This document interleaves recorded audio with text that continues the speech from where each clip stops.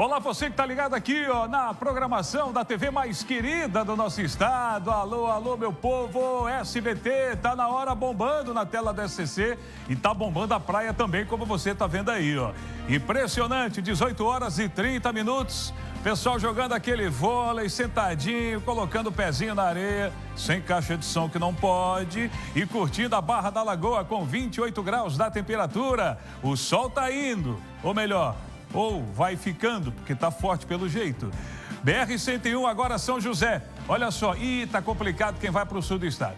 Ali realmente está muito complicado. A temperatura também em São José em torno de 28 graus. Ali é um para e anda danado, principalmente nessa região e nessas horas. Eu pensei que com o contorno viário ia dar uma amenizada, mas dependendo do horário, nem o contorno viário ajuda.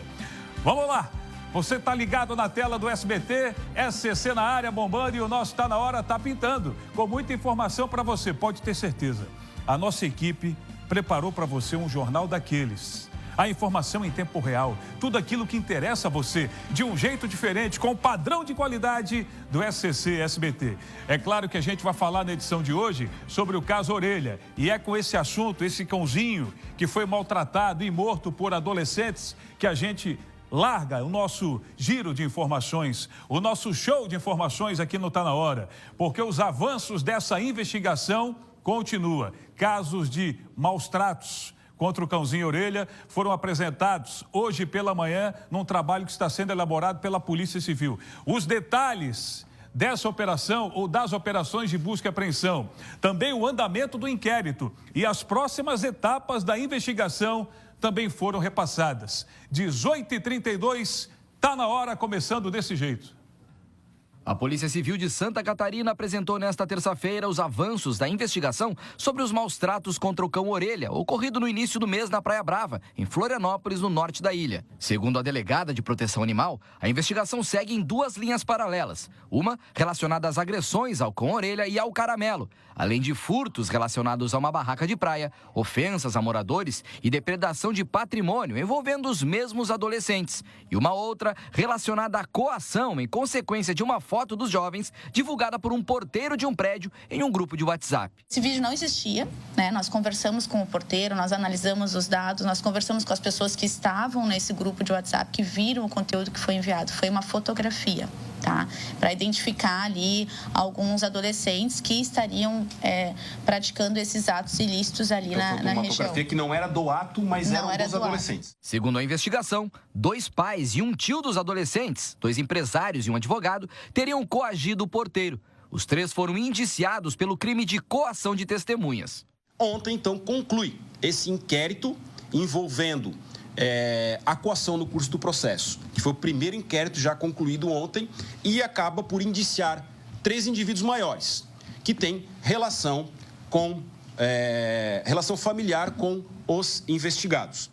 De acordo com o laudo veterinário, Orelha foi morto em consequência de pancadas na cabeça entre a noite do dia 3 e madrugada do dia 4. Ele foi encontrado no dia 5 muito debilitado e, embora tenha recebido atendimento veterinário, não sobreviveu. De acordo com a investigação, um dia depois, os adolescentes continuaram praticando outros crimes na região, inclusive com maus tratos a um outro cachorro, conhecido como Caramelo. Agrediram o cão Caramelo, agrediram esse cão Orelha e tem mais algumas condutas de agressões. E mais a questão ali das ofensas aos profissionais da região, que daí são atos infracionais, né? São equivalentes a crimes contra a honra. Ofensas a profissionais, como porteiros, rondas, as pessoas que trabalham ali na região. Teve também umas situações envolvendo furto e depredação de patrimônio. Então, são vários atos, né, conexos. E é por isso que o trabalho é realmente bastante desafiador, porque a gente precisa agora individualizar comportamentos. Agora, o caso que chamou a atenção foi do Orelha, mas não foi uma conduta apenas praticada em tese pelos adolescentes, foram mais condutas. Depois disso, é importante esclarecer que houveram outros fatos. O fato envolvendo o cão Caramelo foi no dia 6. As ofensas ali para os porteiros, enfim, teve várias situações. No dia 11, a situação da coação entre o dia 12 e o dia 13. Então, é importante que as pessoas saibam disso, porque não é um fato só que está sendo investigado, né? São várias situações conexas a esse caso envolvendo o Orelha. Na última segunda-feira, mandados de busca e apreensão foram cumpridos na residência dos adolescentes. A Polícia Civil apreendeu celulares e computadores. E a suposta arma que teria sido usada no momento da coação não foi encontrada. Já foram ouvidas 22 testemunhas e dos 4 jovens suspeitos, apenas 2 já foram ouvidos. Os outros estão em viagem para a Disney, que, segundo o delegado Ulisses, já estava programada e eles já têm data de retorno. A delegada espera concluir a investigação em breve.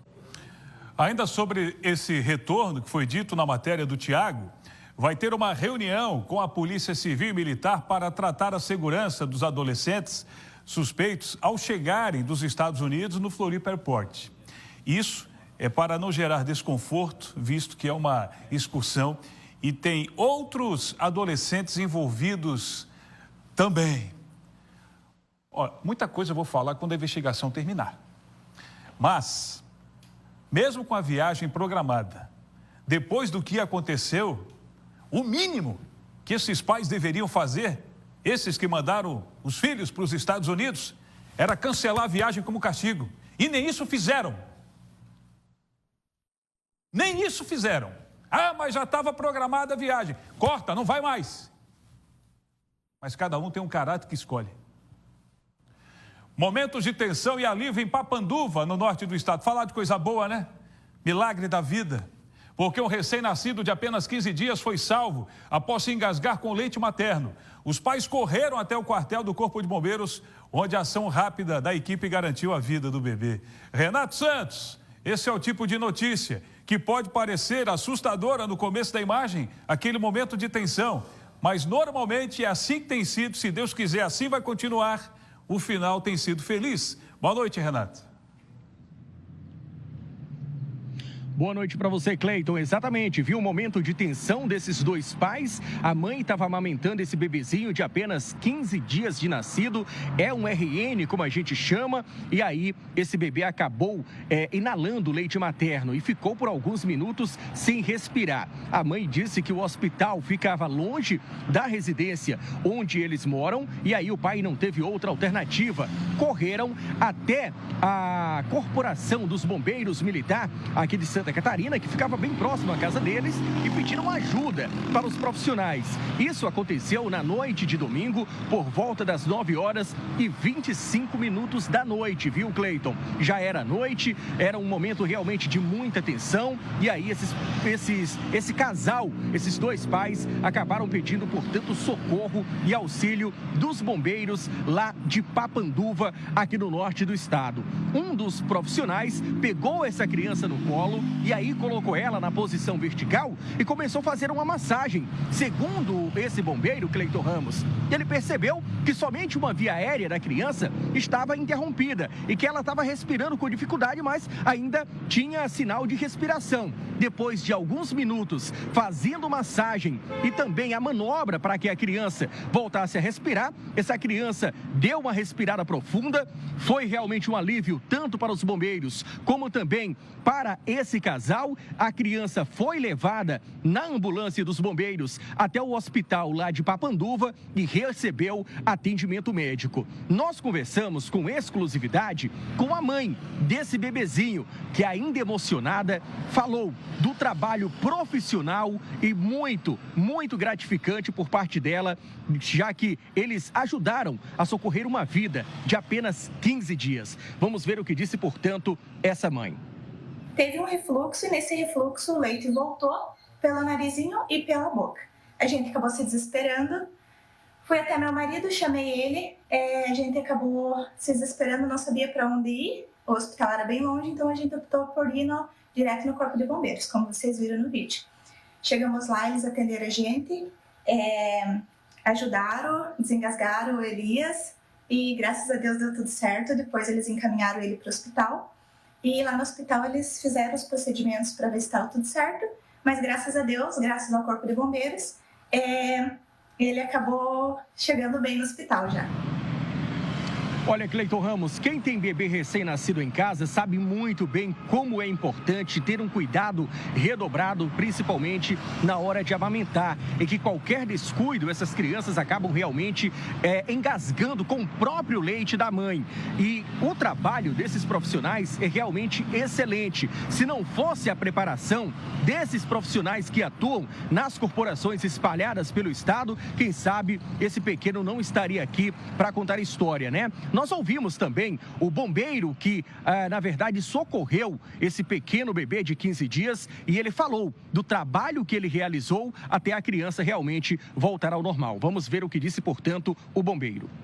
Imediatamente procedemos da seguinte maneira: colocando o bebê na posição vertical, que é uma das preferências, tratando-se de um engasgo parcial, mantendo o bebê nessa posição vertical, onde favorece, tratando-se do engasgo parcial por líquido, leite, fazendo um certo estímulo na parte posterior do bebê, das costas do bebê, fazendo essa leve massagem, onde favorece a drenar o líquido em direção ao esôfago e o bebê restabelecer seu drive respiratório. Outra preferência seria trazer sobre o meu colo, visualizando a via aérea, mas nesse dia a preferência adotada foi manter o bebê na posição vertical, favorecendo o líquido de direção da drenagem do esôfago e mantendo esse movimento aonde vai estimular o drive respiratório, ele ficando bem.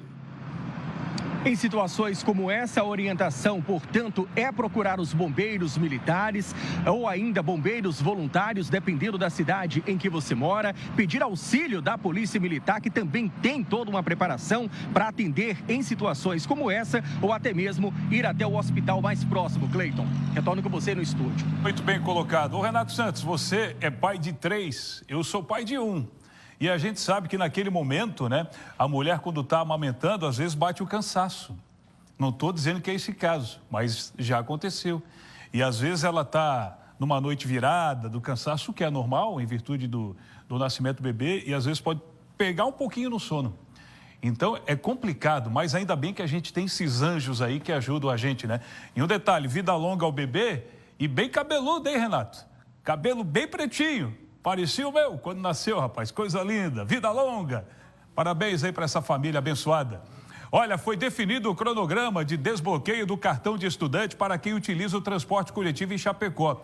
As datas variam conforme a instituição de ensino e o procedimento é obrigatório para garantir o desconto da passagem. Eu estava com saudade de ter ele ao vivo aqui também. Olha aí, ó, aparecendo agora, ele, Felipe Bastos. O cara que sabe tudo de Chapecó, trazendo detalhes aí pra gente. E aí, Felipe, bem-vindo, boa noite. Boa noite, Cleiton Ramos, boa noite para você, boa noite para todo mundo que está acompanhando o Tá Na Hora Santa Catarina. Eu também estava com saudade, viu? Que bom começar o ano de 2026 juntinho aí com um amigo também, estava de férias, mas já voltou com tudo. E nós estamos aqui também para trazer as informações ao vivo da região oeste do nosso estado. E é isso mesmo, Cleiton. Começou então o cronograma, começou ontem, na verdade, nesta primeira semana, de 26 de janeiro até o dia 30 de janeiro, estudantes das escolas particulares podem fazer o desbloqueio do cartão do estudante. Eu vou sair de cena agora até para mostrar a movimentação do terminal urbano aqui da cidade, ao vivo para todo o estado de Santa Catarina. Já para os alunos da UNOESC, da UCEF, do SENAI e do IFSC, os estudantes poderão realizar o procedimento na semana que vem, viu? Do dia 2 ao dia 6 de fevereiro. Estudantes da UNO Chapecó têm o prazo na semana seguinte, de 9 a 13 de fevereiro. Na sequência, entre os dias 16 e 20, também do mês de fevereiro, vai ser a vez aí dos estudantes das escolas estaduais e também municipais. O desbloqueio, Cleiton, ele é obrigatório pelo seguinte, porque os estudantes fazendo esse desbloqueio, eles podem utilizar o benefício de desconto na tarifa, ou seja, pagando a metade, que é R$ 2,45. Lembrando que a tarifa do transporte coletivo aqui de Chapecó, hoje, ela custa R$ 5. O atendimento para fazer o desbloqueio do cartão, ele é feito aqui mesmo, onde nós estamos, na Central de Atendimento da Autoviação, que é a empresa responsável pelo transporte coletivo.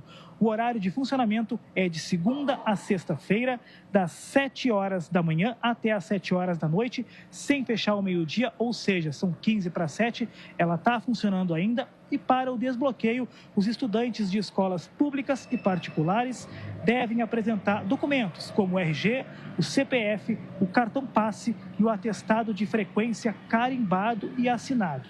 Já alunos das instituições integradas ao sistema precisam levar apenas o cartão passe, o RG e também o CPF. Recado dado, então, logo as voltas às aulas já estão por aí e é importante que os estudantes fiquem atentos aos prazos para desbloquear esse cartão para ter direito a meia passagem no transporte coletivo aqui de Chapecó. Daqui a pouco eu volto, viu, Cleiton, com outras informações aqui do nosso grande oeste do estado. Devolvo para você no estúdio. Valeu, Felipe. A gente vai te esperar, pode ter certeza, com informações quentíssimas de Chapecó. Povo de Chapecó, obrigado pelo carinho. Obrigado por essa audiência maravilhosa. Olha, o INSS prorrogou até 20 de março o prazo para aposentados e pensionistas contestarem descontos indevidos em seus benefícios. A decisão foi tomada após instabilidades do sistema Meu INSS e manutenção, que deixará os serviços digitais e a Central 135 indisponíveis entre hoje, dia 27, e 31 de janeiro. Com a prorrogação, os segurados terão mais tempo para identificar cobranças irregulares e iniciar o processo de contestação, que pode ser feito pelo aplicativo Meu INSS, pela Central 135 ou nas agências dos Correios. O INSS reforça que a medida visa garantir o direito dos beneficiários e orienta que todo o atendimento seja feito apenas pelos canais oficiais, ou seja, para não ser vítima de golpe também. Agora, 18h46. Depois da queda da marquise do prédio do Procon, no centro da capital, a prefeitura intensificou as ações de fiscalização. Hoje, uma força-tarefa saiu às ruas para vistoriar estruturas que podem colocar pedestres em riscos. Acompanhe na reportagem. O acidente no centro de Florianópolis reacendeu o alerta sobre a segurança nas marquises da cidade. No Procon, a estrutura era nova, mas apresentou infiltração e criou bolsões de água com as fortes chuvas de verão. O suficiente para apresentar falhas graves e colocar em risco quem passa pelas calçadas. E foi justamente para evitar novos acidentes que começou hoje a Operação Marquise Segura. A ação reúne a Defesa Civil, a fiscalização da Prefeitura e o CREA de Santa Catarina. O grande problema aqui é que as estruturas elas são antigas. Por mais que tenha sido feita algumas reformas novas, muitas delas não levam em consideração a parte estrutural, e sim a parte estética. Então foi o que aconteceu no Procon, né? Foi feita uma reforma recente, né? O Procon estava bonito, mas essa reforma não tinha nenhuma, eles não mexeram na estrutura. Então, como a gente não tem essa manutenção da estrutura, ele pode cair mesmo estando bonito, mesmo a pintura estando perfeita, porque se essa obra é uma maquiagem, né, vamos trazer para os termos, né, para as pessoas entenderem. Se é uma maquiagem, ela não resolve o que tem por trás.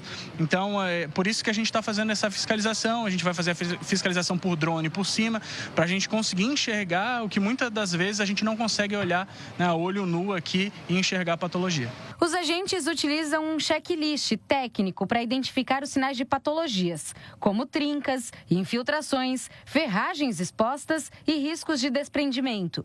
Um trabalho tido como emergencial pela Defesa Civil, que não costuma fazer fiscalização de marquises. Não é nossa atribuição fazer fiscalização de obra, por isso a gente articulou com a fiscalização de obra da Prefeitura, porque é a atribuição legal deles fazer esse tipo de fiscalização. Mas a gente enxergou a necessidade, né, com o centro da cidade muito antigo, com prédios muito antigos, que a gente precisava dar essa resposta para as pessoas que passam aqui todos os dias e às vezes não têm noção do risco que é passar embaixo de uma marquise que possa vir a colapsar. Durante a própria fiscalização, os proprietários dos imóveis já serão notificados. Eles terão 15 dias para emitir um laudo com um responsável técnico informando o que deverá ser feito em relação à marquise.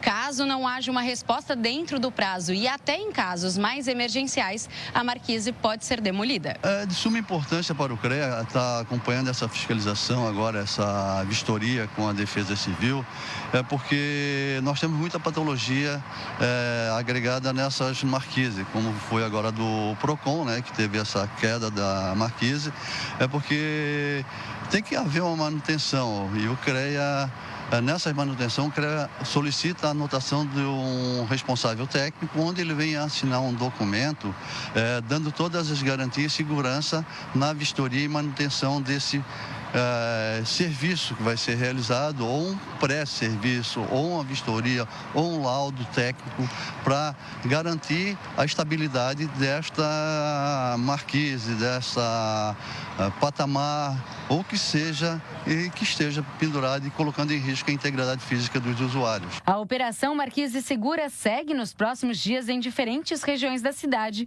e a ideia é prevenir acidentes e garantir mais segurança para quem circula pelas áreas mais movimentadas da capital. E que assim seja, né? É a segurança aí de quem trabalha e quem necessita do serviço também. O governo federal deve anunciar nesta quarta-feira a construção de um túnel duplo no Morro dos Cavalos, em Palhoça, na BR-101, como solução definitiva para os frequentes congestionamentos e bloqueios no trecho. O anúncio será feito pelo ministro dos Transportes, Renan Filho, durante visita a Santa Catarina, e foi confirmado pelo deputado Pedro Cusai, do PT, coordenador do Fórum Parlamentar Catarinense. A obra prevê 2 túneis para aumentar a fluidez e a segurança da rodovia e deve ser viabilizada por meio de repactuação contratual com possível transferência do trecho para a concessionária Via Costeira. Uma reunião técnica marcada para 10 de fevereiro de 2026 deve definir os detalhes do acordo, que pode impactar no valor do pedágio na região. Tomara que nem tanto, né? Olha só. Vamos agora com o nosso portal SCC10, assunto que foi amplamente debatido também no nosso SCC Meio-Dia e está lá no nosso portal. Você pode acessar nesse exato momento para conferir detalhes dessa manchete aqui, ó. Vice-prefeito de Lages é réu por violência doméstica e cárcere privado, aponta Ministério Público de Santa Catarina, que denunciou o vice-prefeito de Lages, Jair Júnior. Ele se tornou réu na justiça por violência doméstica e cárcere privado contra uma ex-namorada. Segundo o Ministério Público, a vítima foi levada contra a vontade para uma casa, teve a liberdade restringida e sofreu agressões físicas e psicológicas, além de ameaças. Laudos periciais confirmam lesões compatíveis com as agressões. Após o episódio, o vice-prefeito chegou a ser preso em flagrante ao seguir a vítima quando ela buscava ajuda na delegacia. O caso segue em tramitação na Justiça com audiência marcada. E nós vamos acompanhar, é claro. Agora vamos para a região, o litoral norte aqui de Santa Catarina. Isso porque em Itajaí foi registrado um homicídio no meio da rua, você acredita? E o pior, a vítima era um trabalhador que estava no meio do expediente. Cris Pinheiro tem mais informações. O homicídio foi registrado no final da manhã no bairro Cidade Nova, aqui em Itajaí. De acordo com a Polícia Militar, 2 trabalhadores estavam entregando mercadorias em uma mercearia, entregando pão, que foi pago na mesma hora. Os 2 trabalhadores já estavam no caminhão quando chegou um homem, esse assaltante, e anunciou o assalto. Os 2 trabalhadores entraram ali em briga corporal com esse homem, já que ele conseguiu levar o malote. Um deles saiu correndo atrás desse assaltante. De acordo com a Polícia Militar, o assaltante teria atirado contra essa vítima pelo menos 2 vezes. Um haitiano de 34 anos, que chegou a ser socorrido no local, mas não resistiu aos ferimentos e acabou morrendo. O outro trabalhador foi atrás desse assaltante, de acordo com a Polícia Militar, conseguiu desarmá-lo e recuperar o malote. O assaltante teria fugido em uma moto e a Polícia Militar continua nas buscas. Volto com você ao estúdio. Trabalhador, hein, Cris? Meu Deus. O mundo tá estranho, né? O mundo tá violento. Isso para todas as idades, né? Que coisa. Nossos sentimentos a todos os familiares. O Ministério Público de Santa Catarina está investigando a morte de um menino de 1 ano e 9 meses que se afogou em uma piscina inflável na área externa de uma instituição de acolhimento em Araquari, ocorrida na manhã do dia 24 de janeiro. A 2ª Promotoria de Justiça instaurou procedimento para apurar as circunstâncias do caso. solicitando à instituição informações sobre segurança, fiscalização, equipe presente e medidas adotadas, e também requereu detalhes sobre as necessidades da criança e as ações emergenciais para evitar novos acidentes, além de acompanhar a situação do irmão da vítima, que permanece acolhido.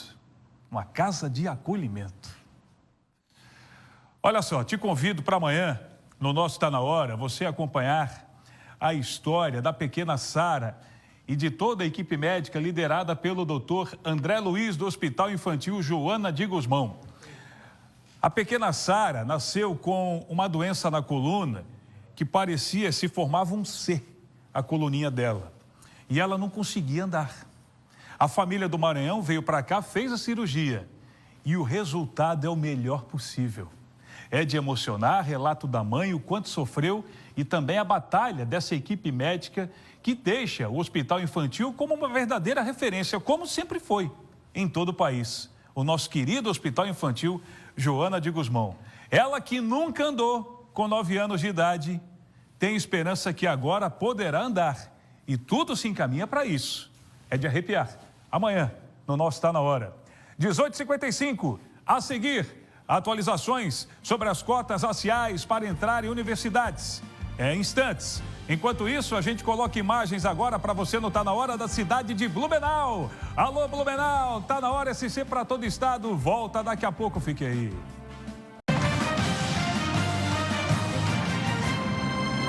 É para todo o estado de Santa Catarina, do jeito que você merece. Você é o nosso cliente especial. É por isso que a gente sempre estende o tapete vermelho da informação. Em qualquer ponto de Santa Catarina, é muito bom saber que você está ligado aqui no nosso Tá Na Hora. Então, vem com a gente. Olha, o Tribunal de Justiça aqui do estado suspendeu a lei que coloca fim nas cotas raciais em Santa Catarina. A medida foi tomada depois de diversas entidades se manifestarem contra. O processo enviado ao TJ por um partido político afirma que a lei é inconstitucional. Isso mesmo, inconstitucional. Quem todos os detalhes vai trazer agora para a gente é o repórter Felipe Bastos, que está ao vivo nesse tema que deu o que falar. Inclusive, você está em frente a uma instituição de ensino. Não é isso, Felipe?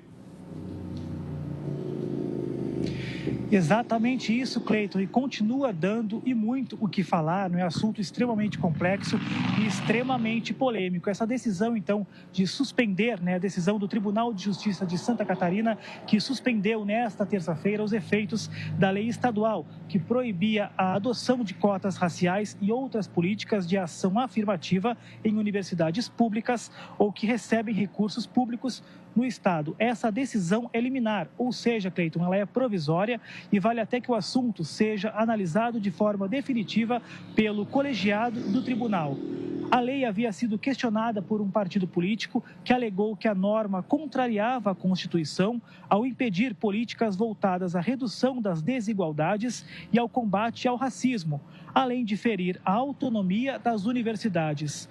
Ao analisar o pedido, a relatora destacou que a lei entrou em vigor de forma imediata, sem o período de adaptação, o que poderia causar impactos diretos no funcionamento das universidades logo no início do ano letivo. Entre as consequências previstas estavam a anulação de processos seletivos, a aplicação de sanções administrativas, responsabilização de gestores e até mesmo a possibilidade de bloqueio de repasses financeiros. Para a magistrada, manter a lei em vigor neste momento poderia gerar situações difíceis de reverter. Por isso, ela decidiu suspender os efeitos da norma. A decisão também cita entendimentos já consolidados do Supremo Tribunal Federal que reconhecem a constitucionalidade das políticas de ação afirmativa, inclusive as cotas raciais, como instrumentos legítimos de promoção da justiça social. Além disso, a relatora apontou indícios de inconstitucionalidade formal, ao considerar que a lei, proposta por parlamentares, criou sanções e interferiu na organização das universidades, o que seria competência do Poder Executivo. Com isso, a lei fica suspensa até o julgamento final. O governo do estado de Santa Catarina e a Assembleia Legislativa têm agora 30 dias para prestar esclarecimentos à Justiça. Esses dias passam a contar a partir de hoje. Cleiton, devolvo para você no estúdio. Tá certo, Felipe. Tema realmente muito polêmico, que surgiu na semana passada. A gente vai continuar debatendo esse assunto, inclusive virou destaque nacional. Essa informação que você está trazendo e que nós já estamos também batendo desde a semana passada. Assunto quente, né? Ó, falar em quente, tem muita gente que está aproveitando mais um dia quente aqui na nossa cidade. Vamos abrir a janela? Praia da Lagoinha do Norte, olha só. Coloca pra gente, se possível, aí. Olha como tem gente na praia, Lagoinha do Norte, gente. Norte da ilha de Santa Catarina, então, que montou uma barraca ali, ó. Qual a temperatura? 28 graus ainda. Nessas horas aí, 28 graus. 19 horas e 2 minutos. O pessoal vai ficar aí. É, rapaz, aproveitando. Ninguém arreda o pé da areia. Tem que aproveitar. Quem pode, pode. Olha, o que parecia uma viagem comum escondia um crime grave.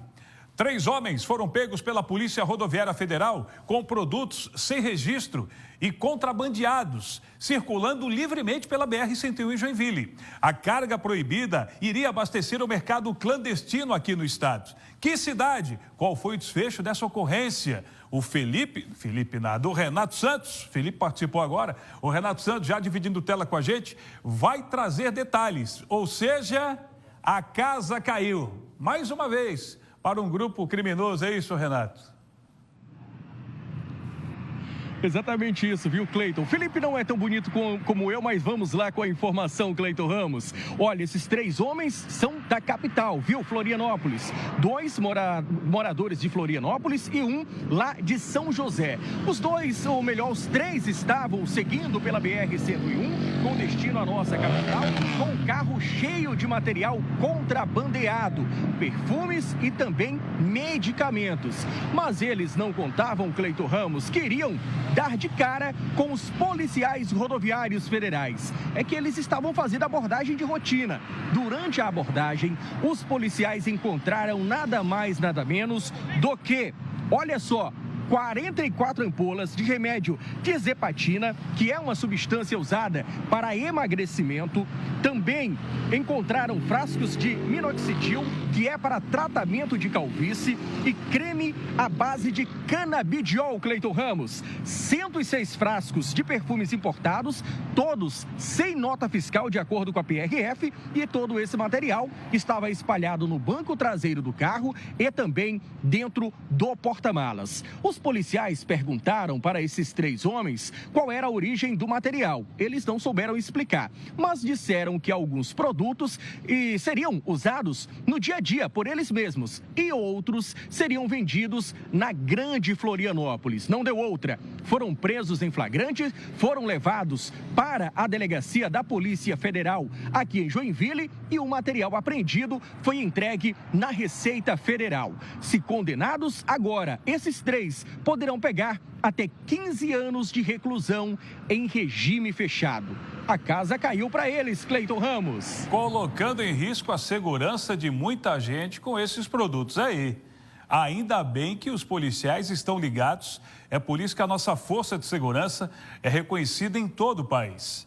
Polícia Federal, a nossa aqui, que fica na nossa jurisdição, a Polícia Civil, a Polícia Militar, belo trabalho. Agora, o que eu quero saber é como é que eu faço para ficar bonito igual você também, o Renato Santos. Cara, eu acho que tem que passar açúcar. Mamãe passou açúcar, né, Cleiton? Passou. Deixou docinho, docinho. Valeu, Renato. Obrigado. Claro, a gente traz a informação séria, mas quando dá para a gente dar uma descontraída, a gente vai também. Esse é o SCC SBT. Olha, mesmo com a queda do preço da gasolina pela Petrobras, Santa Catarina segue sendo um dos estados com o combustível mais caro do país. A média nacional é de R$ 6,32, enquanto aqui o preço médio do litro é de R$ 6,56. Florianópolis está entre as capitais mais caras do Brasil para abastecer, com preço médio de R$ 6,78 por litro de gasosa comum. R$ 6,78. São Paulo, eu estive lá recentemente, a gasolina é R$ 5,10. Sabia disso? R$ 5,10, R$ 5,20. Aqui é esse preço. É a segunda capital mais cara da região sul, atrás apenas de Curitiba. A Petrobras destaca que não define o preço final ao consumidor, pois o preço final inclui impostos federais, ICMS, estadual, custos logísticos e margens de distribuição e revenda. Inclusive, o ICMS estadual é apontado como um dos principais fatores para preços elevados no estado de Santa Catarina. A ausência de repasse imediato aos postos explica a manutenção dos preços altos.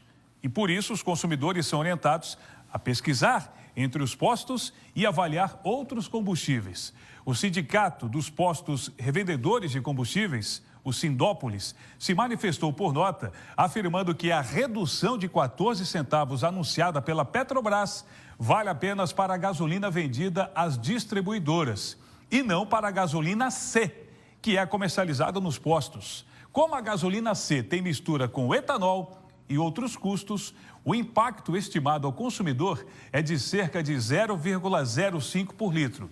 Mas é importante lembrar que denúncias de possível abuso podem ser feitas ao PROCON. Em 2025, 3 postos de Florianópolis foram multados por preços elevados. O PROCON de Santa Catarina disponibiliza canais como o Zap Denúncia, WhatsApp e atendimento virtual para registro de reclamações. Zap Denúncia 48 3665 9068 e pelo atendimento virtual 48 3665 9046. Sabe qual é o problema, gente? É que não dá pra gente ficar rodando muito aqui em Floripa também, não. No verãozão, ar-condicionado, trânsito caótico, até fazer a pesquisa e chegar num posto que pode estar mais barato, às vezes não compensa. A logística de trânsito e mobilidade acaba complicando tudo isso. Seria bom que todo mundo seguisse um padrão e mais barato. Florianópolis é a capital que tem o transporte de ônibus mais caro do país. Pô, só dá Floripa nisso? É gasolina? É ônibus? Ô, ajuda aí, como diz o Mané, assim não tem condições. Mas qual o motivo? O que pode ser feito para baratear? Como são feitos os cálculos da tarifa? A gente foi atrás para entender como tudo isso funciona. Confira na reportagem da Gabriela Mariotto e Marne Menezes. Em 2026, Florianópolis ganhou destaque como líder do ranking das capitais com tarifas de transporte coletivo mais caras do país. O preço passou de R$ 6,90 para R$ 7,70, abrindo vantagem em relação à segunda colocada, Belo Horizonte, com R$ 6,25. Em seguida, aparecem Manaus e Curitiba, que cobram R$ 6,00, e Salvador, com R$ 5,60. O aumento pegou os usuários de surpresa. As principais queixas, além dos preços altos, são que o serviço não condiz com o valor cobrado. Muito calor no ônibus, é muito ruim, é muita gente também, então não vale a pena nem um pouco o valor que a gente está pagando para o serviço que está sendo oferecido. R$ 7,00 todos os dias para ir e voltar, são R$ 14,00 no dia, né? E isso no mês dá muito caro. O transporte não é bom, não é de qualidade, está cada vez pior. Daí, pesa sempre no bolso do trabalhador, né? Que a gente, tem que pagar sempre mais. E daí é sempre complicado, é fila, o transporte está cada vez mais cheio, cada vez mais pior. Agora no verão você soa, está cada vez pior, menos ônibus. A situação está bem pior também, que agora não aceita mais dinheiro. E aí, tu depende da internet. Só que daí, se tu não tem internet, tu perde teu cartão, fica ruim para tudo, né? Eu achei muito caro, ainda mais para os trabalhadores, né? Que, querendo ou não, fica um preço um pouquinho mais alto do que o normal para eles. Em 2016, quem realizava o pagamento da passagem de ônibus aqui em Florianópolis em dinheiro gastava R$ 3,50. 10 anos se passaram e quem tenta fazer a mesma coisa em 2026 tem que desembolsar muito mais, R$ 7,70, um aumento de 120%.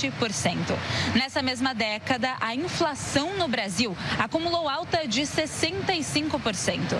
Isso significa que a passagem de ônibus aqui na capital subiu 35% a mais do que a inflação brasileira. Florianópolis tem uma tarifa bastante equilibrada com as demais cidades com mesmo tamanho ou com a mesma característica, né? Se formos comparar, por exemplo, o sistema de Florianópolis com a tarifa de R$ 7,70, a tarifa técnica, Curitiba teve, no mês de dezembro, a tarifa técnica de R$ 8,56. Em Curitiba, o custo ao cidadão é de R$ 6,00 e aqui em Florianópolis, com todos os subsídios, o custo fica em R$ 6,20 para quem utiliza o cartão cidadão, além dos demais cartões de benefícios que atingem aí em torno de 30% do nosso sistema. De 2021 para 2022, os preços se mantiveram congelados, com um salto em 2023. De R$ 4,50, as tarifas passaram para R$ 6,00. O secretário de Infraestrutura explica esse aumento como reflexo da pandemia. Durante esse período, o sistema ficou 90 dias sem operar e, quando retornou aos poucos, ainda estava em déficit. Esse cálculo da tarifa ele é feito com base em todas as receitas e despesas que acontecem durante aquele ano e assim é estabelecida a nova tarifa para o ano seguinte. O transporte coletivo de Florianópolis é operado pela Consórcio Fênix desde 2014, quando a empresa venceu uma licitação válida por 20 anos. A prefeitura paga à empresa cerca de R$ 120 milhões por ano em subsídios para diminuir o preço da passagem de ônibus e garantir que 30% da população tenha direito ao transporte gratuito, incluindo usuários do cartão social, idosos e pessoas com deficiência. Um projeto de lei que tramita na Câmara de Florianópolis desde fevereiro de 2025 pretende zerar a tarifa do transporte público na capital. O PL, proposto pela vereadora Carla Aires, prevê que empresas com 10 ou mais funcionários paguem R$ 139,03 por empregado. Empresas que sejam responsáveis tributárias não pagarão por até 9 funcionários. De acordo com o projeto, a taxa arrecadaria R$ 407 milhões, 30% a mais do custo do atual sistema de transporte público, que ficou em torno de 313 milhões em 2023. Em Santa Catarina, 10 cidades já têm a tarifa zero implementada. A maior delas é Balneário Camboriú, com cerca de 150 mil habitantes, correspondente a aproximadamente 1/4 da população de Florianópolis. Além dela, Araranguá, Balneário Pissarras, Bombinhas, Forquilinha, Garopaba, Governador Celso Ramos, Três Barras, Bela Vista do Toldo e, a partir deste ano, Porto Belo também zeraram a tarifa do transporte coletivo. O secretário de Infraestrutura da capital afirma que, para implementar a tarifa zero na cidade, é preciso, primeiro, uma decisão a nível nacional. A tarifa zero ela só vai poder ser implantada no momento em que o Congresso Nacional e o governo federal estabelecerem um critério de investimentos nesse setor, né? É importante entender que a gente tem um sistema, ele tem um custo e, por exemplo, 40% do sistema hoje é utilizado por Vale Transporte. Então, se o governo federal entender que o tarifa zero pode ter um fundo municipal que receba os investimentos do Vale Transporte para subsidiar a tarifa, sim, podemos ter uma tarifa zero. Bom, antes dessa matéria da Gabriela, nós noticiamos aqui que o combustível de Santa Catarina, ou da capital, um dos mais caros do nosso país. Uma coisa leva a outra, né? Se o combustível aqui é caro, a passagem também vai ser. Agora, não tem concorrência, né? Se tivesse, transporte marítimo. É por isso que, às vezes, o aplicativo está sendo muito mais usado que ônibus. Eu vou dar um exemplo. Eu saio do Estreito e venho para cá. Tem dias que eu pago 16, 17 reais, a comodidade que é. Então, tudo isso, né? Mas não tem a concorrência que a gente gostaria. Isso é fato. O motorista de 41 anos foi preso após fugir da Polícia Militar Rodoviária por cerca de 50 quilômetros na SC 390. Pode encher a tela aí, Rodrigão. Agora, no Tá Na Hora Santa Catarina, 19h15. Isso foi em São Joaquim. Ele realizava manobras perigosas e desobedeceu a ordem de parada. A perseguição só terminou quando um bloqueio feito com caminhões foi realizado. Foi constatado que o condutor estava com a CNH suspensa e tinha também de acidentes. Segundo ele, não havia tomado medicação controlada.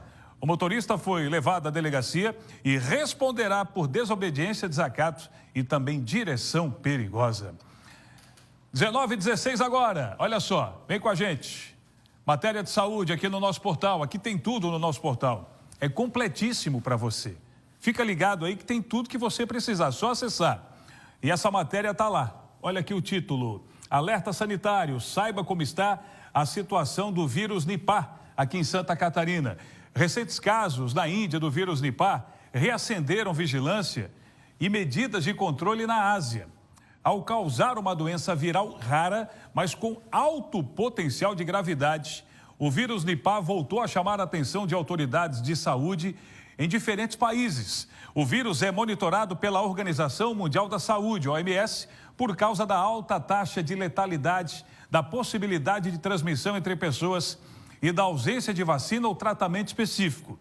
Ele causa desde sintomas semelhantes aos da gripe até doenças graves como encefalite. Apesar da atenção global, a Secretaria de Estado da Saúde de Santa Catarina informou que não há casos nem alterações no cenário nacional relacionadas ao vírus Nipah e que o Estado segue o monitoramento permanente de doenças e agravos de interesse em saúde pública, seguindo orientações do Ministério da Saúde e também da Organização Mundial da Saúde. Outro não, né? Não. E principalmente o terror que a OMS gosta de causar no mundo. A Prefeitura de São José abriu o credenciamento para comerciantes interessados em atuar no evento Escolha da Corte do Carnaval Zé Folia 2026. Oh, que maravilha! Que acontece no dia 4 de fevereiro na beira-mar do município. O chamamento prevê 8 vagas, sendo 6 para food trucks de gastronomia e 2 para barracas de bebidas com inscrições gratuitas, online e por ordem de inscrição pelo site da Prefeitura. E olha só, até amanhã, dia 28. O evento marca a abertura oficial do Carnaval de São José a partir das 7 horas da noite, com a escolha da rainha, princesas, rainha mirim e, como novidade, do casal Cidadão Samba, além de atrações musicais e bateria show. A programação é gratuita e tem como objetivo valorizar a cultura popular, movimentar a economia local e também promover a integração da comunidade. Alô, Continente! Moradores de Criciúma agora podem solicitar a guia do IPTU diretamente pelo WhatsApp com atendimento automatizado. A Emanuela Justino traz mais detalhes. As guias para o pagamento do IPTU 2026 já estão disponíveis aqui em Criciúma. Antigamente o pessoal precisava ir até a prefeitura ou ir em algum local físico para imprimir, só que agora dá para fazer isso pelo celular. Tem uma assistente virtual que foi lançada aqui, a Cris, que faz todo o atendimento ali automático e é algo mais rápido realmente para o pessoal conseguir essa fatura e já fazer o pagamento até mesmo pela internet também. Então tem o número que é o oficial, que é o DDD 48 3431 0150. Por ali a pessoa já vai receber o PDF ali com as guias do IPTU, né? Então, são alguns passos, são simples, então é bem intuitivo. A pessoa vai digitar IPTU, a primeira conversa vai colocar ali IPTU. Em seguida, vai seguir as orientações das mensagens que vão aparecendo ali. Vai digitar o CPF ou CNPJ do titular do imóvel. E aí vai ter o acesso, então, né? Vai ter a opção da cota única ou então de parcelar o boleto e assim vai receber essa fatura do IPTU. É importante a gente reforçar aqui a informação também. Hoje está tudo muito facilitado por conta da internet, tem esse assistente virtual, né, esse número aí que já acaba ajudando realmente para ter acesso a esse boleto, mas o primeiro contato tem que ser feito pela pessoa. Então, já se antecipando aqui a possíveis golpes, nunca a prefeitura vai entrar em contato com o número de WhatsApp da pessoa ou entrar em contato para fazer a cobrança de IPTU. É sempre a pessoa que vai digitar esse número, que é o que está aparecendo aí na tela, que é o número oficial. Então, ela coloca ali IPTU, coloca os dados, aí sim vai poder receber, né? Por isso a gente passa aqui essa informação já se antecipando a possíveis golpes. A prefeitura já está deixando esse alerta também. Então tem essa opção de fazer tudo pela internet. Então não precisa ir presencialmente até o setor de arrecadação, até a prefeitura, né? Se precisar pode ir, mas dá para fazer todo esse processo pelo celular, pelo WhatsApp. Volto com vocês aí no estúdio. Valeu, Manu. Direto de Criciúma, é o Tá Na Hora, girando por todo o estado de Santa Catarina, aqui não passa nada. E que bom que você está com a gente até 7h45 da noite. É com muita alegria, com muito prazer, que nós abraçamos Santa Catarina e deixamos o nosso estado bem informado. Tem mais de trânsito agora, abra a janela aí para saber como é que está a BR-101 nesse momento. Ó, já deu uma melhorada, hein? Mostramos agora há pouco, estava um para e anda danada, agora não. Está fluindo, que é uma beleza. Que continue assim. Daqui a pouco tem mais para você na tela da SC SBT. E a Prefeitura de Lages implementou o uso de câmeras fixas e drones para garantir uma maior fluidez e segurança nos pontos estratégicos da cidade. E está dividido em duas frentes. Câmeras fixas para monitorar os cruzamentos com semáforos de forma ininterrupta, permitindo assim a contagem detalhada do volume de veículos em diferentes períodos. Já os drones são utilizados para levantamentos aéreos que identificam gargalos e auxiliam na avaliação da sinalização viária. O objetivo, segundo o diretor de Mobilidade Urbana, Ricardo Fonseca Nerbas, é reduzir as retenções desnecessárias, promovendo assim mais agilidade com a consciência e segurança para os motoristas, ciclistas e também pedestres. 19h22. A Federação das Indústrias de Santa Catarina cobrou do governo federal ajustes na proposta de repactuação da concessão trecho norte da 101. A entidade quer a ampliação do contrato para 30 anos e mais investimento para a melhoria da rodovia. Renato Santos vai trazer mais detalhes para a gente agora. O assunto é seu, Renato.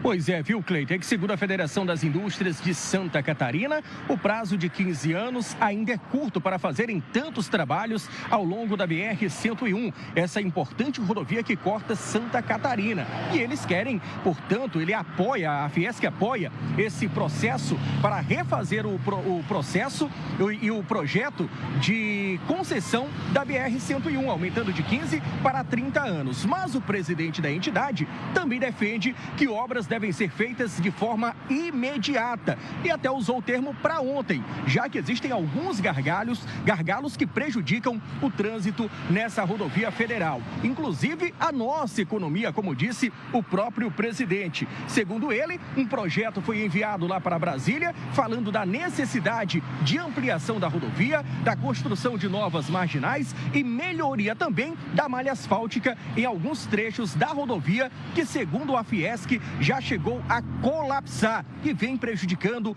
principalmente áreas importantes aqui do nosso estado, principalmente na região ali do litoral. A Fiesc também disse que o valor da lei orçamentária de 2026 é insuficiente para a grande demanda de trabalhos que necessitam serem realizados nessa rodovia federal. E aí fez uma comparação com 2024. O governo federal, que vai destinar ao longo desse ano 580 milhões de reais para fazer algumas obras em rodovias aqui do nosso estado. Em 2024, o valor era superior, de 780 milhões de reais. E em 2025, 651 milhões. Esse ano, portanto, 580 milhões. O presidente falou com a gente a respeito do assunto. Foi um investimento mais de 15 bi que nós temos que fazer só no trecho norte aqui da 101. E nós precisamos dessas obras para ontem, não é nem para daqui vários anos. Nós temos que concluir o trecho norte da 101 para ter esse fluxo. Nós temos um gargalo logístico em Santa Catarina muito forte. Isso aí está tendo prejuízo principalmente para a indústria e para o Estado. No documento apresentado pela Fiesc, foi citada algumas rodovias, como a 470, 280 aqui na nossa região, a BR-163, a 285 e também a 282, que, segundo a Fiesc, se encontram em estado precário, prejudicando a circulação da economia, a geração de emprego e também de renda. E a gente sabe que aqui no norte, por exemplo, tem o escoamento de toda a produção agrícola e principalmente dos produtos que são embarcados e desembarcados nos portos de Itajaí, também de Navegantes e São Francisco do Sul. Cleiton Ramos. Obrigado, Renato. Informações excelentes, com maestria, com competência. Valeu, docinho, Renato Santos. Para quem não sabe, a gente brincou agora. O assunto é sério, mas né, o Renato deixa para lá. Voltou, docinho. Ó. Tchau, docinho. Valeu. Agora, 19h26. A gente tem imagem agora de Porto Belo. Pode colocar aí, por gentileza? Você percebe a imagem de Porto Belo com o trânsito caótico. Olha só, o pessoal saindo da praia. O pessoal tem que ter paciência. Está tudo parado ali naquelas duas vias. Você está vendo? É assim. Tem que ter aquela paciência. Mas, né? É movimento da saída da praia de Porto Belo. Quem vai para Bombinhas e por aí vai. e outras regiões também. Valeu, vá na boa, vá na paz. Você viu que a gente continua batendo em cima e acompanhando de perto o caso do cãozinho orelha. Não se fala em outra coisa no país. A cada dia, mais pessoas engajadas numa punição severa para os envolvidos. O caso tomou uma repercussão tão grande que a nossa equipe voltou ao local para conversar com moradores e também foi ouvir especialistas para saber como agir nesse caso e possíveis punições também. 19h26, o cão orelha volta a ter destaque aqui no Tá Na Hora. A mobilização dos moradores da Praia Brava fez com que o caso do cão orelha chegasse até as autoridades e ganhasse repercussão nacional.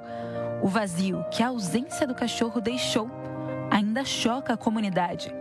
Pedidos de justiça estampam cartazes, camisetas e tomaram as redes sociais nos últimos dias. Foi um baque aqui para todo mundo, né? Especialmente para quem mora aqui na Brava, porque ele foi arrancado, né?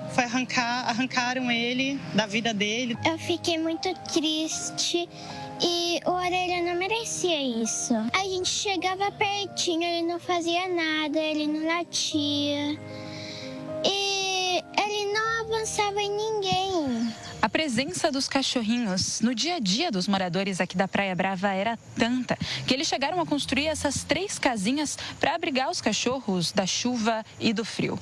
Mas agora, 3 semanas depois da morte de Orelha, as casinhas estão vazias e a rotina de quem vive por aqui foi alterada para sempre. Para mim, que os alimentava sempre, né, sair ali e não ver é muito difícil. Não escutar o latido deles me chamando, né? Tipo, nós estamos aqui, cadê a nossa comida? Cadê nosso papá? Cadê nosso carinho? Então, realmente, mudou a rotina para todo mundo. Quantos casos desses acontecem que a gente não fica sabendo? Então, eu acho que sirva de conscientização, que tem que mudar, né? Legislação, a convivência com os animais. E esse movimento já está acontecendo. Um projeto de lei apresentado nesta segunda-feira na Assembleia Legislativa de Santa Catarina, pelo deputado estadual Mário Mota, propõe mudanças em casos de maus tratos praticados por menores. Com a mudança, pais ou responsáveis serão multados, uma penalização que pode ser dobrada em casos de lesão grave e triplicada se houver morte. A Polícia Civil investiga o caso. 4 adolescentes são os principais suspeitos do crime.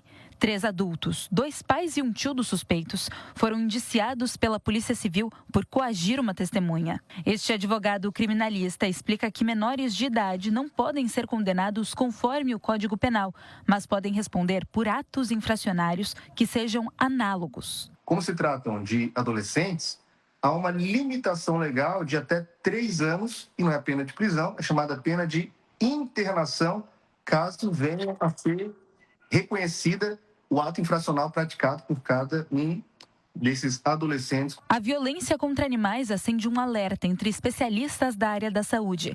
A psiquiatra explica que este pode ser um sinal de transtornos de comportamento, que podem evoluir para quadros mais graves na vida adulta. É uma tríade que a gente fala que é a crueldade com animais, a piromania, que é colocar fogo nas coisas, e algo que é mais clínico, que é a enurese noturna, que é fazer xixi na cama à noite. É um quadro que a pessoa não é intencional, mas são sinais que alertam muitas vezes de uma combinação de fatores. Influências externas, como amizades e conteúdos nas redes sociais que promovam a violência, podem levar os jovens a comportamentos violentos. A psiquiatra alerta os pais sobre a necessidade de repreender e não recompensar comportamentos errados. Quando eu não sou responsabilizado por isso, eu entendo que eu posso fazer qualquer coisa e nada vai acontecer comigo. Então, é muito importante que os pais coloquem os limites nos filhos. É importante que os pais sejam os primeiros a dizer, olha, tá errado e você não pode fazer isso. Concordo com a psiquiatra. Adorei a lei do Mário Mota, que está propondo para ter punição para os pais. Só que quando a gente pega um caso que os jovens já têm um histórico de aprontar por lá e ainda como recompensa, não quero saber se a viagem estava programada para os Estados Unidos. Se os responsáveis têm caráter, cancela. Vou perder dinheiro, cancela. Mas não, acontece isso. E o prefeito da capital, Topázio Neto, anunciou agora à tarde, em visita ao Dibeia, que o nome do primeiro hospital veterinário municipal de Florianópolis irá se chamar orelha. A estrutura contará com clínica geral, atendimentos de emergência, cirurgias, castrações, exames laboratoriais de imagem, além de tratamentos especializados, e terá plantão de 24 horas para animais sob responsabilidade da DIBEA, internados na unidade ou atropelados. Outro detalhe que me chamou a atenção rapidinho, você viu a menina ali, que deu aquele testemunho? A menina deve ter uns 9 anos de idade, né? E o pensamento dela é muito superior a esses adolescentes. Previsão do tempo, e a gente espera dias melhores também, tempos melhores na nossa sociedade.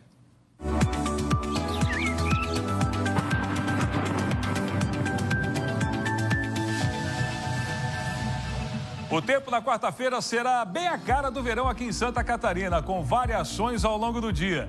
O amanhecer começa com temperaturas mais amenas, entre 10 e 14 graus na Serra e de 16 a 21 no restante do estado. À tarde, o calor ganha força com máximas que podem chegar perto dos 35. Dá-lhe praia no oeste e ficam entre 28 e 32 nas demais regiões. Com o calor e a umidade, há possibilidades de pancadas de chuvas isoladas com trovoadas em todas as áreas, principalmente do oeste aos planaltos. O risco de transtornos é baixo, mas não se descarta aí a possibilidade de alagamentos pontuais, queda de galhos e problemas na rede elétrica. Tem que ficar ligados. 19h33, extremo oeste, pode colocar aqui pra gente agora. Máxima de 35, mínima de 14 graus. Na Serra, máxima de 29, sol entre nuvens. No Vale, máxima de 33, sol, mas há possibilidade de chuva. Já na região norte, sol entre nuvens com máxima de 31. No litoral, máxima de 30. E pode ter chuva isolada também, você tá vendo a chuvinha caindo ali. E no sul, sol entre nuvens, mínima de 16, máxima de 31 graus. No Tá Na Hora, outras cidades para você também, previsão do tempo completa. Xanxerê, sol entre nuvens, máxima de 30. Laguna, mesmo cenário, máxima de 28. O mesmo cenário para Jaraguá do Sul, com máxima de 33, mínima de 22. Em Lages, previsão de chuva. Povo lagiano, aquele abraço, máxima de 30. E em Floripa, sol entre nuvens, máxima de 31 e mínima de 24. Sol entre nuvens, ou seja, vai rolar praia. Olha, e essa semana tem mais uma Kombi do verão. SCC SBT. Amanhã a parada será na Praia da Joaquina, conhecida como Joaca, aqui em Floripa. O Laércio Botega vai levar brincadeiras, dicas, muita animação e brindes para quem estiver por lá. Lembrando que toda semana nós passamos por uma praia diferente na Grande Florianópolis e você acompanha tudo no A Tarde é Nossa a partir de 1h05 da tarde. Por onde ela passa, a Combosa faz um sucesso danado. Imagens agora, pode abrir a janela. Intervalo, imagens, Balneário Camboriú. Olha aí, 28 graus também. BC Beach, Miami Beach, não. Balneário Camboriú é conhecida como a Dubai brasileira. Nem tanto, né? Já voltamos.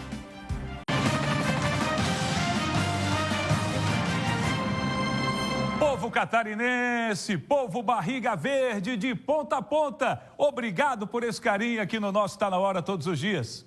Olha, comum entre os brasileiros, os aplicativos de relacionamento têm se tornado uma forma de muitas pessoas fazerem novas amizades ou até iniciar um namoro, por exemplo. Mas isso requer cuidados e muita atenção para evitar possíveis golpes. Beatriz Serino e o Erionto Júnior conversaram com especialistas e vão mostrar tudo pra gente agora no Tá Na Hora. Eles prometem encontros, amizades, até um grande amor. Mas por trás da tela do celular, nem sempre quem conversa é quem parece ser.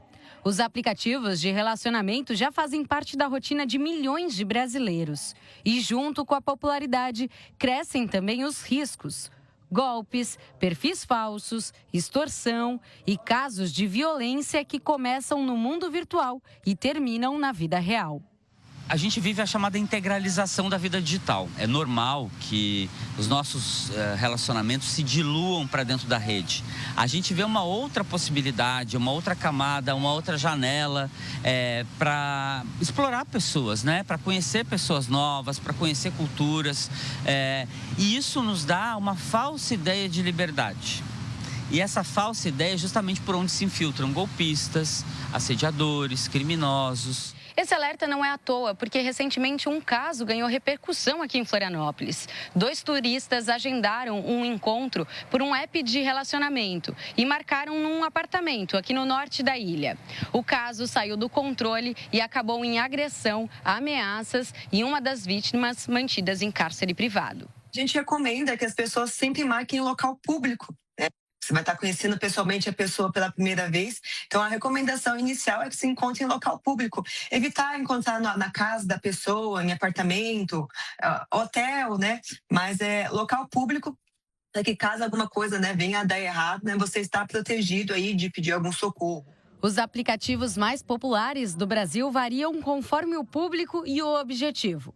Alguns focados em encontros rápidos, outros em relacionamentos duradouros. Mas o alerta vale para todos. Nenhuma plataforma é totalmente segura se o usuário não adota cuidados básicos. O descuido, ele é fatal. Fatal para você perder dinheiro, fatal para você ser muitas vezes assediado, chantageado, né? E pequenos cuidados nos ajudam hoje a proteger a nossa segurança, da nossa família, a nossa integridade, a nossa presença digital. Antes de um encontro presencial, é importante ter esses cuidados. Primeiro, garantir que o perfil não seja um fake. Também não envie informações pessoais e dados. Isso inclui não dar muitos detalhes da sua vida e da sua rotina. Outra orientação é marcar encontros em locais públicos e enviar a localização em tempo real para amigos e familiares. E utilize o próprio aplicativo para fazer denúncias.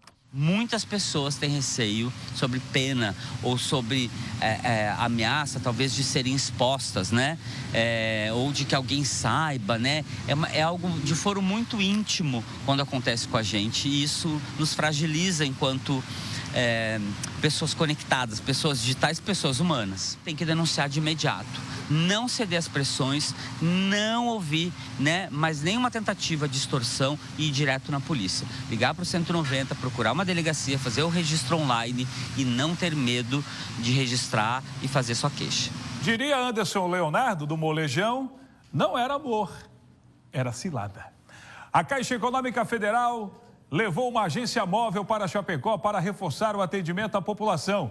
E o caminho já está, ou melhor, o caminhão, já está atendendo no centro de eventos e facilita o acesso aos serviços. O repórter Felipe Bastos está lá e vai trazer detalhes. Ele está bem no caminhão. Vai entrar no caminhão? Ô, Felipe Bastos, mostrar pra gente aí. Vem daí, meu jovem.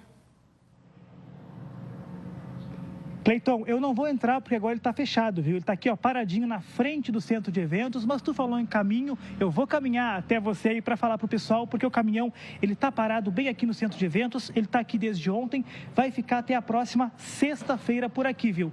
Como eu falei, ele está fechado agora porque ele vai estar aberto para a população das 9 horas da manhã até as 5 horas da tarde. Para a população, de modo geral, quem for vir até aqui vai poder ter orientações, também poder consultar diversos serviços que são oferecidos pela Caixa e até mesmo informações e orientações, viu? Nós conversamos com o superintendente executivo da Caixa, ele mandou um vídeo para a gente contando mais detalhes sobre esses serviços que vão estar sendo oferecidos aqui no caminhão até a próxima sexta-feira. Vamos acompanhar. Constantemente a Caixa faz uso dessas unidades móveis em feiras, em eventos ou mesmo em calamidades públicas onde se faz necessário um reforço no atendimento, né, para alguma população que necessite de um atendimento físico, uma presença mais efetiva da Caixa naquele momento. Aqui no caso específico de Chapecó, ele vem a se somar aos mais de 33 pontos de atendimento que nós já temos no município de Chapecó, sendo eles agências, sendo eles lotéricas ou correspondentes.